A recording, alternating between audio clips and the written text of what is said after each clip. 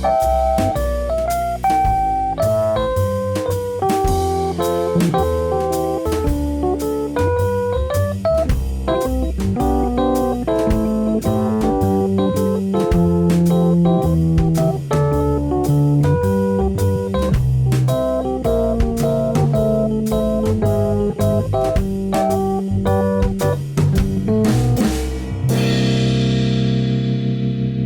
Marino Show. Hello, everybody. Welcome to The Marino Show. I'm your host, David Marino. Today, I'm interviewing Joe Casterline. He's an actor and a musician. I first discovered him in the film He Comes to Kill. All of you know I love horror movies, so that one really caught my attention. Joe, thank you so much for being with me today. Oh, thank you so much for asking me on. You know, I'm excited about talking to you because, as I just mentioned, I discovered you in the Strange Films movie, He Comes to Kill. And your role was so funny in that film. And it kind of took me back to like the Don Knotts sort of goofy character.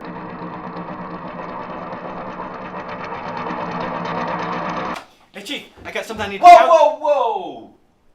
What have I told you, Hughes? Do not barge into my office, do you understand? Holy hell, man! Where's the respect? I'm sorry, Chief. I just got off the phone with Agent Wallace. Stanley Elk has escaped. Some guard let him and all the others out. Stanley? He's out? I'm afraid so, sir.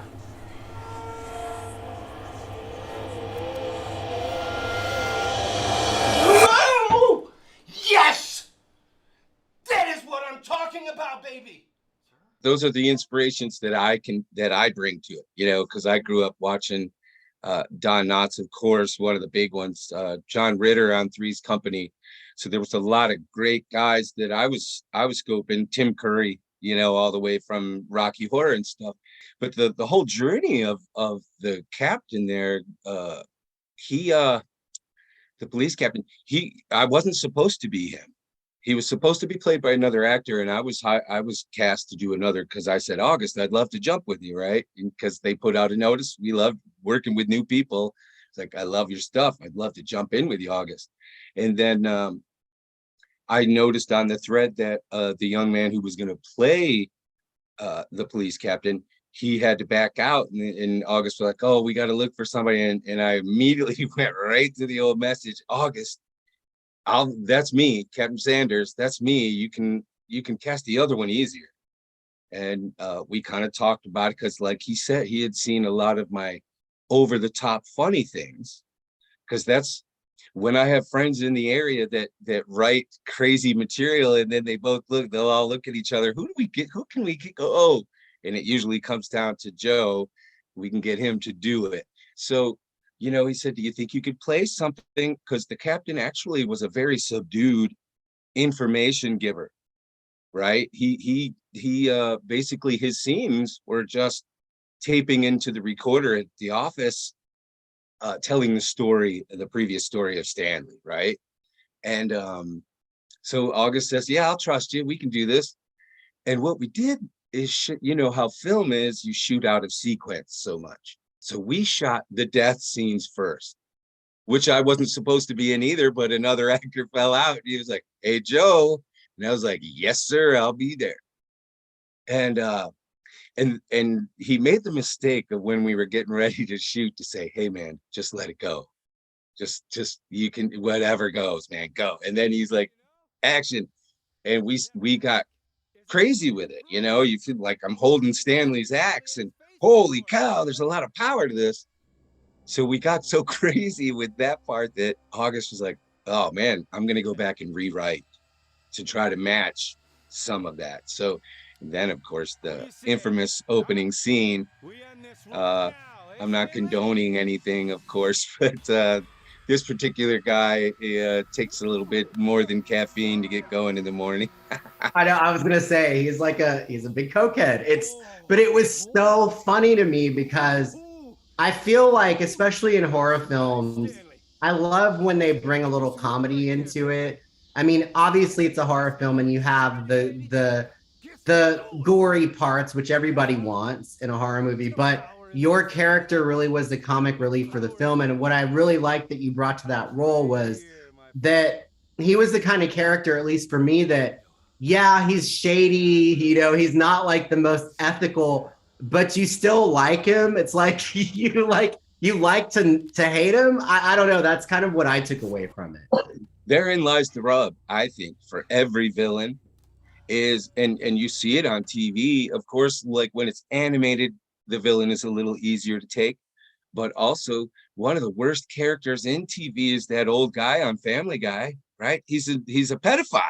He's the word. You should be like, get him off the air, but you love and can't wait to see him because they found that weird bit of humanity about him, and everybody goes, oh, he's Yeah. not that bad. But and that's what I look for. If you can find, even in the worst of characters, because they're humans, right? And that's what we came up with working for my character in The Gifted is the line is so thin between man and monster, and not even the kind of monster that grows horns and a tail and goes crazy, just the monster that man can be. So, it's a fine line of letting it go. And that, because we always, after that, the cocaine and stuff, and I'm on the way out, it's like, because health is all you have. These people, I'm going to go jogging now because I think that's the part, right? That I need to keep in shape. And you mentioned, The Gifted, which is a current film that you are in the process of working on. I did see some behind the scenes pictures and stuff that was shared on the Strange Film social media channels. Can you talk a little about, or whatever you can say about the film, kind of the premise of it and what we can expect from that and your role? Oh my goodness. I'm the way we're feeling right now, and like I said, we shot probably half of it. Everybody is so stoked. It just the vibe, working with August and his dad Frank through Strange Films, it gets like that. Not every set is really like that, but they've cultivated a really special little thing. And when you consider the talent that they're bringing into the project, Miss Ginger Lynn, I mean, you go, oh my gosh, it's not going to be me that drops the ball. I love sports, and all of my acting analogies are sports analogies. So you don't ever want to be the one that fumbles. You want to be the one throwing touchdowns. So you do, I did a good bit of work for this one, which I'm not really normally used to doing in a film way. I do a lot of work in my Shakespeare and my theater characters to try to figure out who they are. And I was wondering why I didn't so much for film, because it seems like you get there and it's almost just who you kind of are. But for the priest and The Gifted, I really did dig. We came up, August and I kept talking through it, and it was the beautiful relationship you can have with your director pre-game. In that preseason, we talked a lot about it, and we came up with this incredible backstory that tied it into, and for me, because I love horror too, and for me, I was raised Catholic, and most horror stories are real religious horror stories, because for me and it's real demonic possession and exorcism. It's things we face. So that to me was like, let's not, because my makeup lady and I, Miss Rob Link, we tried the devil makeup, and we went through almost 7 hours of makeup and came up with a pretty cool look, but you can't really take a 7-hour break to have dinner and come back and shoot. So we went back, and that's where I came up with it. Well, it's not a monster. It's the man who is the monster. So we scaled it down to just this glaring eye look that we hope comes across like that.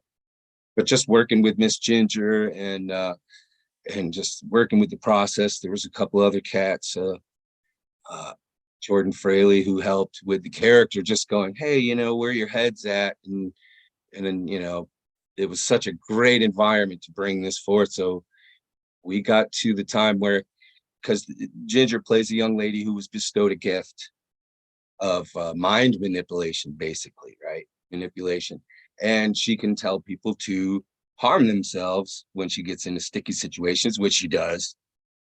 And she's given the option of getting rid of it and coming to this chauffeur knows of this church and this priest that can do it. And they come and do it, and they come and confess, and that's mayhem ensues. Yeah.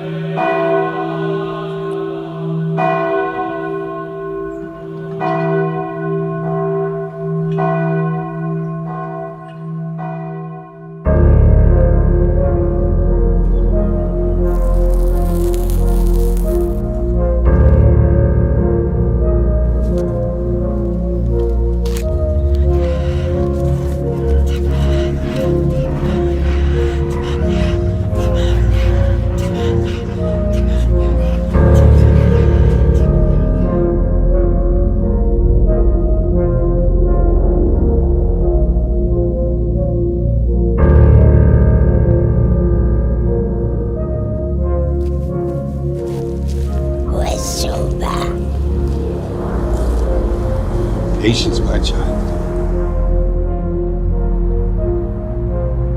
They'll be here soon.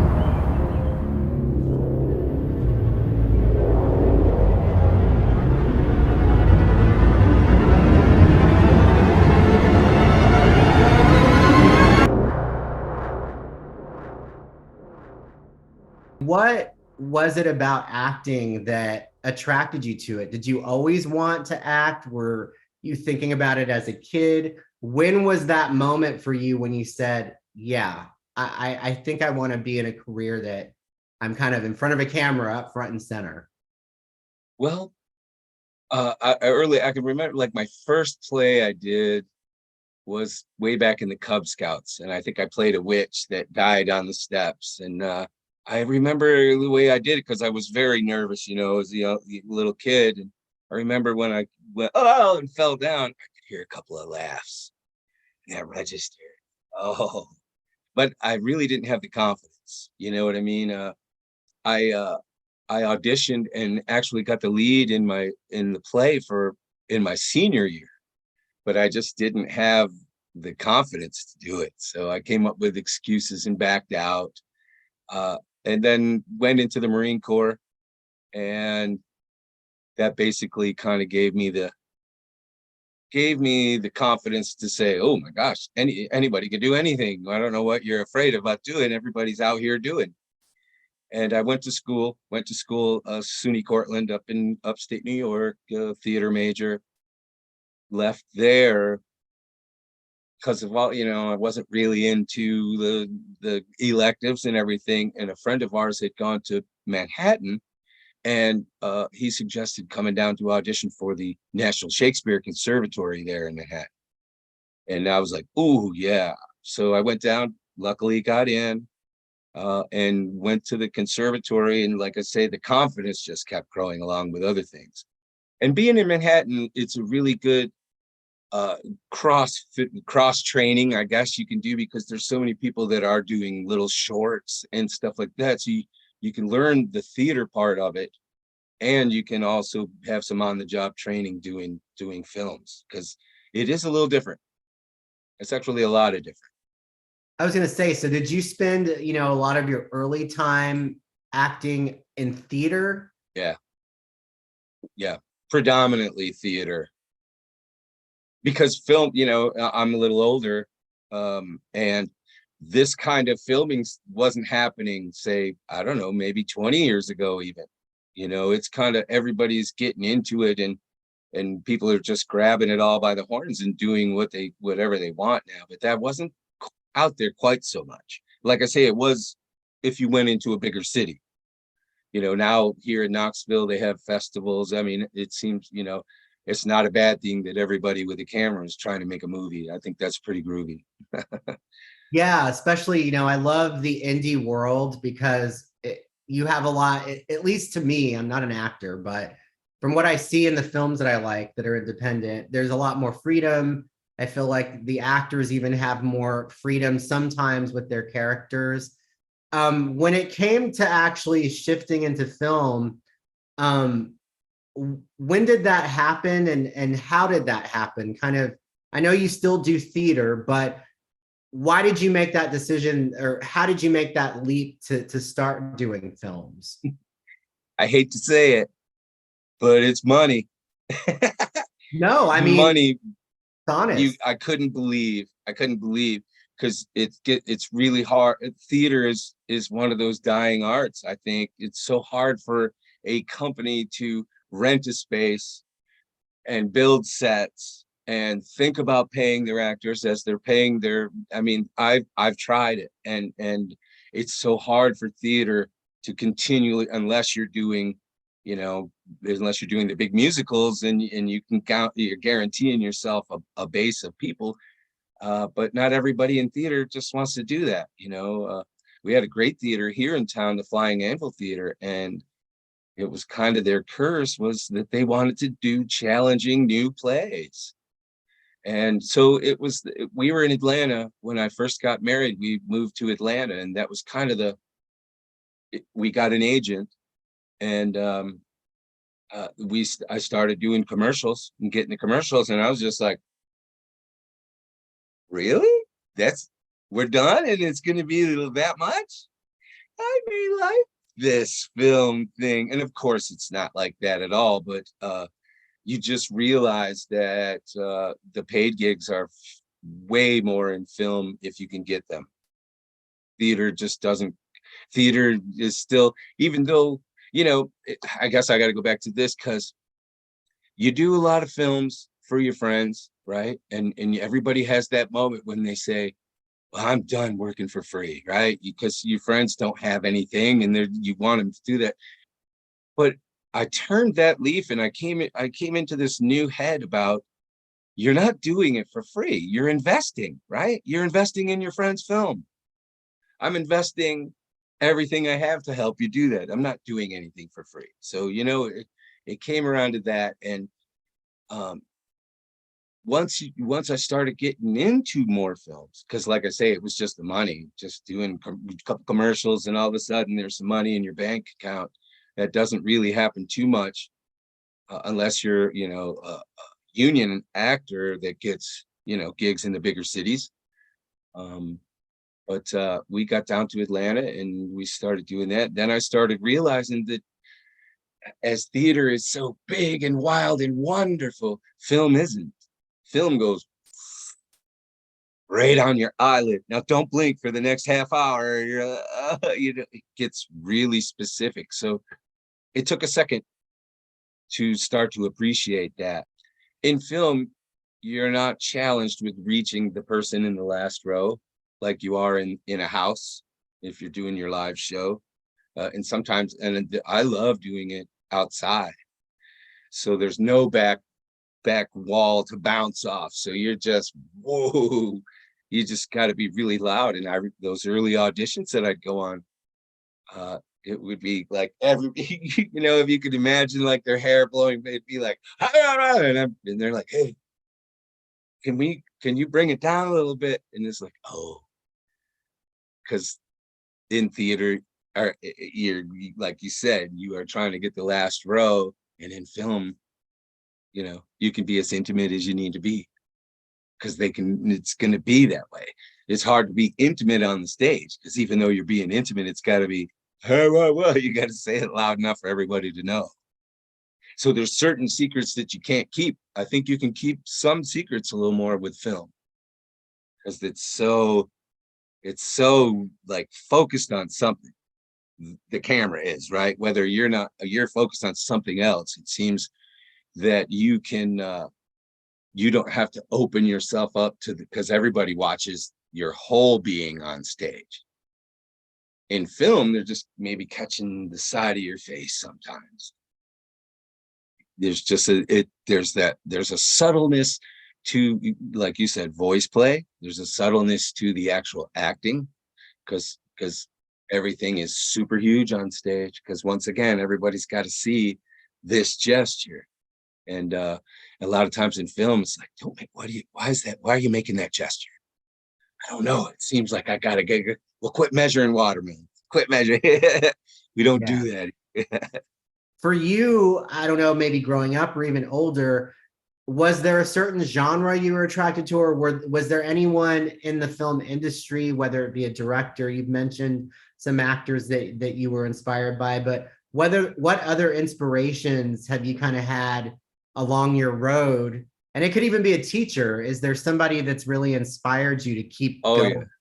Oh yeah, my teachers, to say, when you bring up the teachers, because rarely do we really think of that in this part of our journey, but there was more than a handful of great teachers that I had growing up who just would give you that little bit of, I see what's in there, and you've just gotta find it. And one of the ladies, Mrs. Talladega, she gave me The Outsider. We were going to Florida on a trip. She said, "Here, read this."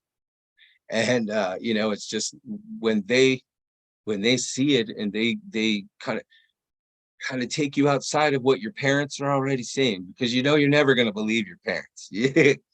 When you're a child, you just, whatever they say, it's got to be the absolute wrong thing, right? But when you have good teachers, and I think that's, it's one of the hardest things nowadays, because I don't think the kids are really getting good teachers like that anymore.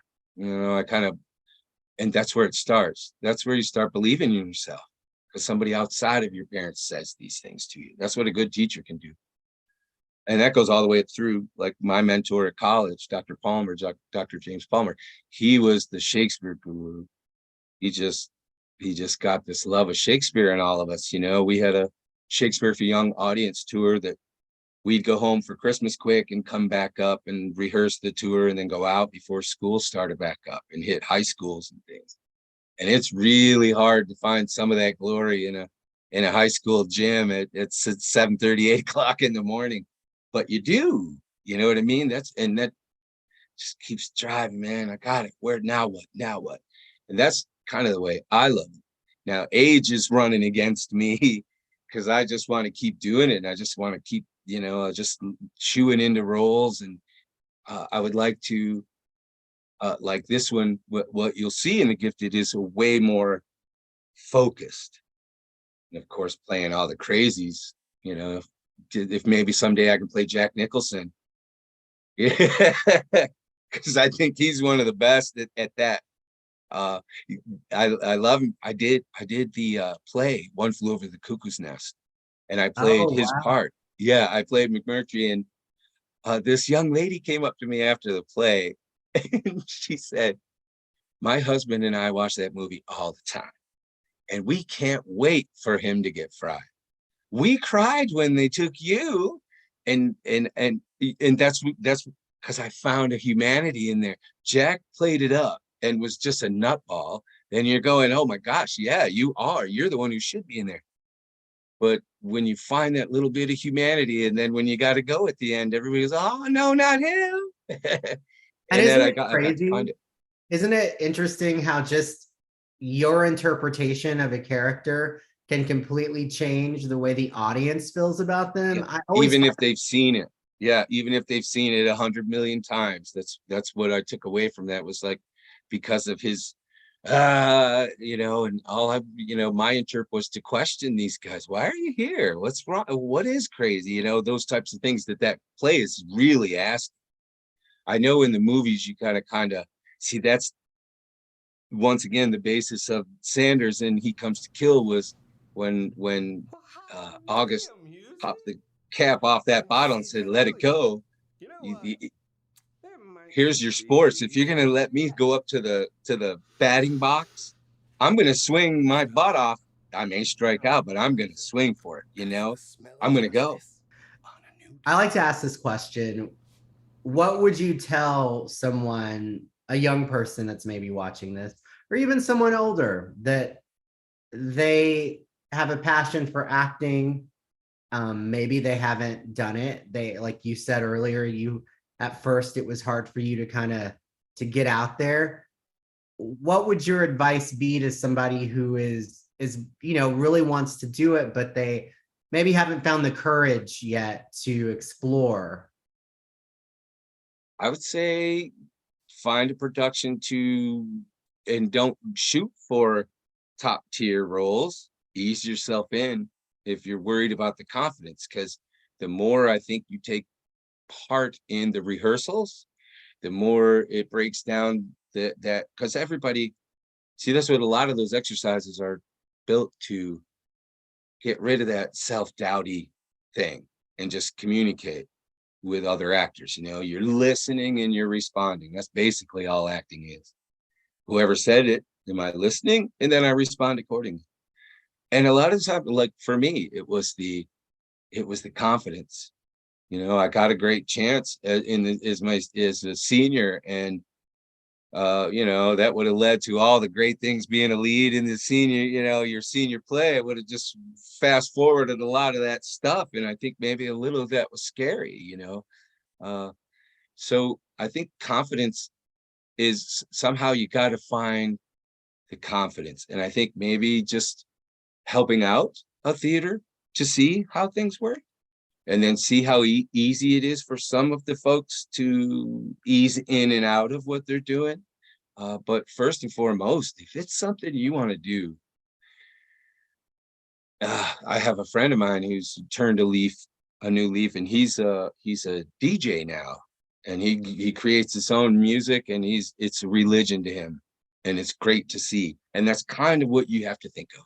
But I think the biggest piece of advice is if it's what you want, can't listen to anybody else. There's so many people who are going to try to tell you that, oh kid, there's no money, and you're never gonna, and maybe that's not the things. Maybe you just get your humanity out of it, right? So you got to be understanding of exactly, if you're after success and money is the success, it's gonna be a little harder. I think it can be done, right? I'm not saying it can't. Everybody gets a lucky break, and those are, I wish it for everybody. But sometimes when you're just grinding, there's so many more folks that are real actors who are just grinding and doing the community theaters and doing that. And that's something you can do forever. You know what I mean? If you're okay with where, when you're okay with where you're at. I think young, you got to go try to get it, because then when you get tired of running your head against the millstone, you can always come home, and there's always theaters. There's always people who you can all get into doing short films with your friends. There's always something to do. You just never know when your moment's coming. So you got to stay in it to win it.